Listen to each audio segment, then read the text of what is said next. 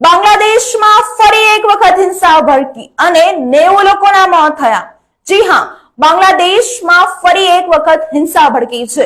વડાપ્રધાન શેખ હસીનાના રાજીનામાની માંગ સાથે દેખાવકારો રસ્તા ઉપર ઉતરી ગયા હતા અને દેખાવકારો અને પોલીસ વચ્ચે અથડામણમાં 90 લોકોના મોત થયા છે। સંખ્યાબંધ લોકો ઘવાયા છે।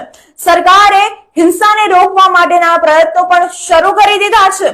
ચોક્કસ સમય મુદત માટે દેશમાં કર્ફ્યુ લાદવામાં આવ્યો છે તેમજ ઇન્ટરનેટ સેવા પણ બંધ કરવામાં આવી છે। ટોળાને વેરવિખેર કરવા માટે ટીયર સેલ અને સ્મોક ગ્રેનેડ છોડવામાં આવી રહ્યા છે। જાન્યુઆરીમાં ચોથી વાર શેખ હસીના દેશના પ્રધાનમંત્રી બન્યા હતા। જો કે મુખ્ય વિપક્ષ બાંગ્લાદેશ નેશનાલિસ્ટ પાર્ટીએ આ ચૂંટણીનો જ બહિષ્કાર કર્યો છે। બાંગ્લાદેશમાં યુવાનો સરકારી નોકરીમાં અનામત દૂર કરવાની માંગ કરી રહ્યા છે। છેલ્લા એક મહિના કરતા વધુ સમયથી તેઓ વિરોધ પ્રદર્શન કરી રહ્યા છે અને આ વિરોધ પ્રદર્શનમાં અત્યાર સુધી 200 લોકોના મોત થયા છે।